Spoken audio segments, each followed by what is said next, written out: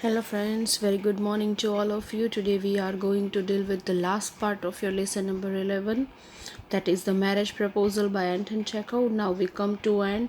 What is the end of the story and how this love story will end. So let's see what happened in the upcoming part.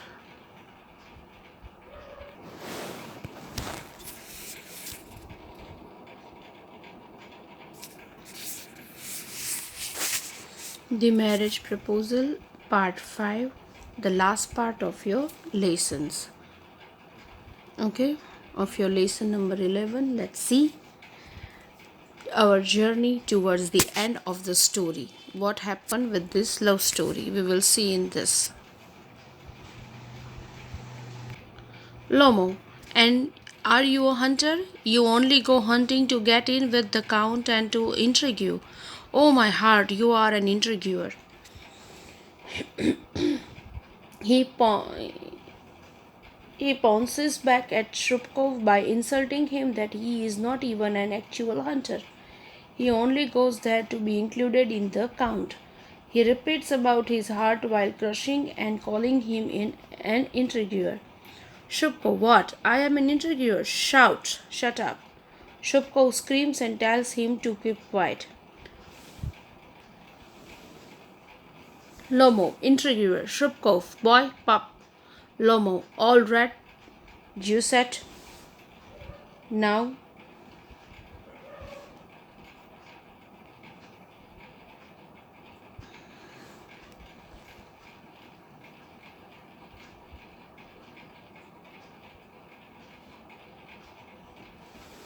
now, both of them start calling each other names.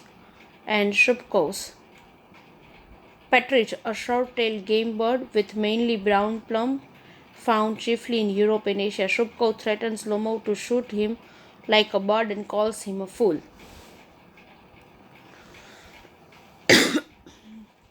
Lomo, everybody knows that. Oh, my heart, your late wife used to beat you. You feet, temples, sparks. I fall, I fall. Okay? And Lomo start getting personal even though his heart and feet hurt. He specified that it is well known that his wife used to beat him. Shubkov, and you are under the sleeper of your housekeeper. Shubkov in return says that everyone knows that he is under the control of his housekeeper. Lomo, there, my heart's burst. My shoulders come off. Where is my shoulder? I die, falls into an armchair. A doctor. Now Lomo's heart feels like burst and his shoulder came off. He suddenly falls into a chair and calls for a doctor. Shubkov, boy, milkshop, fool, I'm sick, drinks water, sick. Shubkov doesn't stop cursing him while drinking water. So this is how they all are. Though Lomov is not feeling well, though she start cursing Shubkov, she is not stopped doing that. And Shubkov also doesn't stop cursing him while he was also drinking water.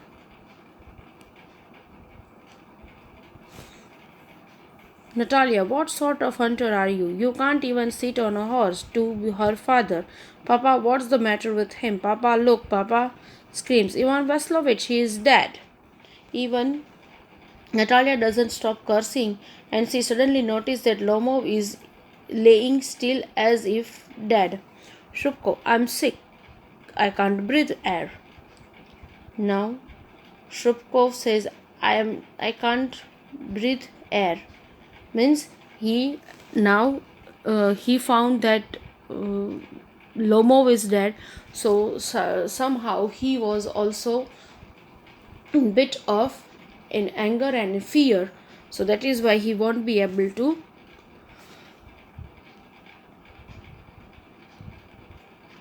breathe properly. Natalia, he is dead, pulls Lomov's sleeve. Ivan Vaslovich, what have you done to me? His dad falls into an armchair. A doctor, his treats.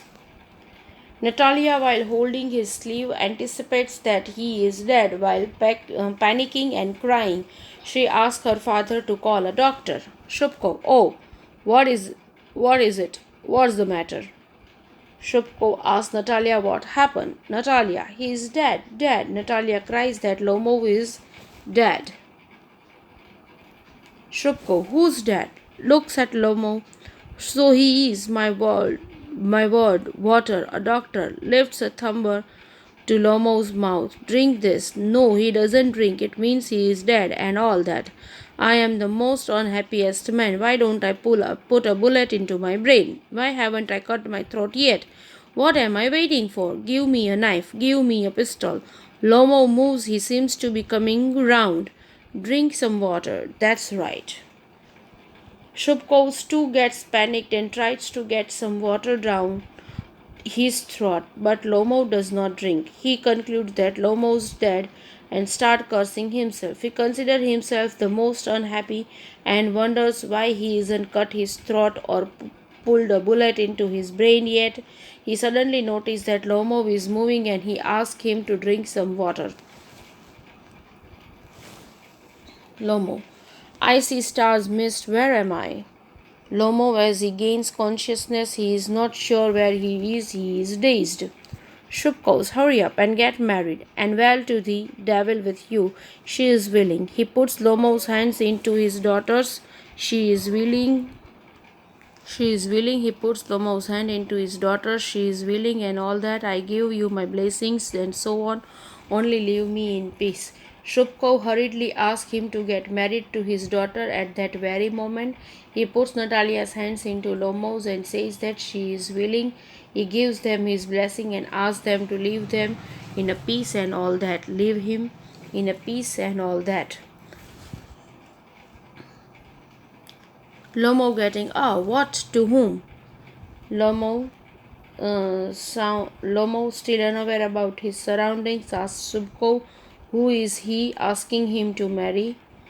Shubkov, she is willing, well, kiss and be damned to you.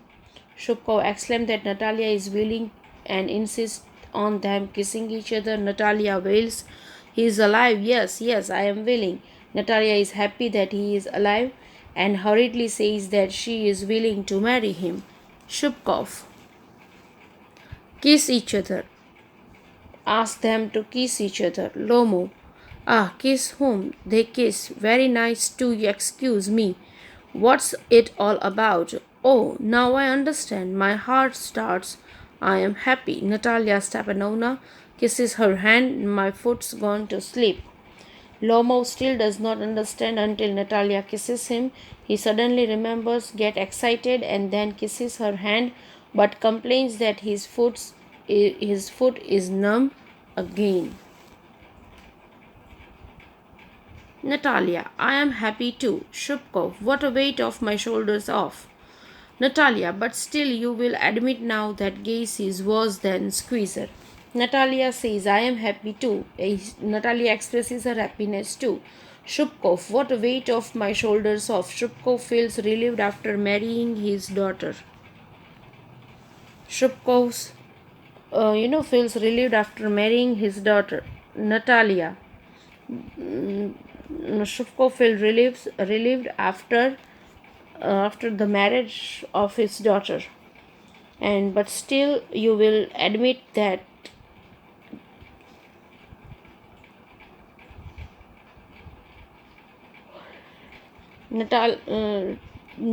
admit now that Gaze is worse than Squeezer. Natalia again resumes the topic about dogs and manipulates him into saying that her Squeezer is better than his Gaze. Lomo, better, Natalia worse. Shubko, well, that's a way to start your family. Bliss, have some champagne.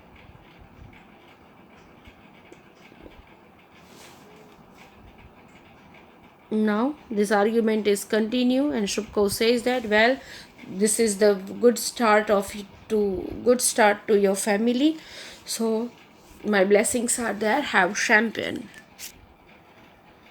Lomo, he is better. Natalia, worse. Shubko trying to shout her down. Champagne, champagne. And Shrubko tried of them fighting, uh, tired of them fighting, shouts that it's time for some champagne and curtain down. So up to the start to the end of the lesson, they are constantly quarreling with each other. We won't find any proposal in that. We also come across that it's a kind that okay, father wants to, you know,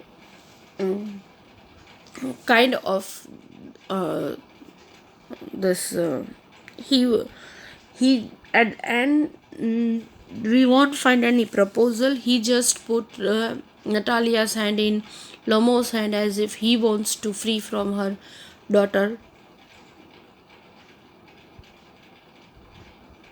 daughter's responsibility, because we can see thoroughly that he is also frustrated with this Natalia's nature, and that is why we won't find any certain proposal rather than the quarreling. I rather than the quarreling. So this is how we can say that this is a very weird proposal we never seen, because they are not affected with each other. They haven't any kind of love with any kind of love and affection towards each other. Their purpose of marriage is a truly dependent on their self wishes, uh, their own self purpose, and that is why we won't find any affection love between them. And this proposal is the worst proposal of the of this world or of this era, where we won't find any kind of proposal. And it's like at the end we find that okay, they willing because they haven't any options. Yes, a great marriage is not when the perfect couple comes together. It is when an imperfect couple learns to enjoy their differences. By Dave Merrier. Now, it's a very beautiful quote that great marriage is not then when perfect couples come together, means both have same qualities, same hobbies, and they come together. Man, whenever you as a couple you are a perfect, you come together, it's not a great marriage. Your marriage is great when an imperfect couple learns to enjoy their differences. The real charm of a marriage, of a real marriage, when imperfect couple, or rather we can say that two different people come together, and two different people, different qualities, people come together and start enjoying their differences. Whatever different things are there in your other partner, and you are start enjoying that differences, that is called a great marriage, because everyone both are there to complete each other, and that is the beauty of your marriage. So this is how they want to say that great marriages is not when a perfect couple match, but it is when an imperfect couple come together and enjoy their differences, and this is how they become they are starting completing each other, and this is how they will make their life beautiful, and they started enjoying each other's differences, each other's different aspects of life, and this is how they will make their life better and great. So marriage is something up to regarding this love and affection, which we won't find in this lesson, but marriage is truly based on that, this love and affection towards the other one, and how far you will be able to fight for that love. And everything is different if both are far different, but the only one thing they don't want to do, that they don't want to give up on each other, and that is the only spirit which is held to make your relationships alive, because as an individual differences are there, but the perfect couple try to enjoy that, learns to enjoy that differences rather than to start fighting on that. I hope you like this. I hope you like this lesson, though it's all of full of quarreling, but still it's give a good message that marriage is supposed to be a part of your life. That is for sure. That is true, but it is always based on affection, love, and passion towards one another. It should not be based on money or getting a status in society, because it won't work it won't work any longer. Okay, so I hope you liked it. Enjoy your days, enjoy your day time, and I hope you like this lessons. I hope you like these videos and you will be able to understand. Okay, this is a totally a satire by Anton Chekhov on his practice of society, which putting stress, which satire on a marriage constitution, how marriages are made for getting money, wealthiness, economical security, and gain status, rather than the main source of marriage is love and affection. Putting all the main source of marriage aside, and they are start the society starts tie up with one another for the sake of their wealthiness, their societal respect, or gaining some prestige in it, or to gain economical security and money. So for money they are doing this, and he is putting a good satire on it, that the relations based on such a business terms, or like a money minded, or for the sake of money, you won't find any affection and love in this kind of relationships. So all marriage should be always on base of love and affection. Love, marriage is always based on love, affection, and what we can say. Yes yes love, marriage, affection, and passion towards each other. I hope you like this lesson. Have a good time ahead. Bye bye.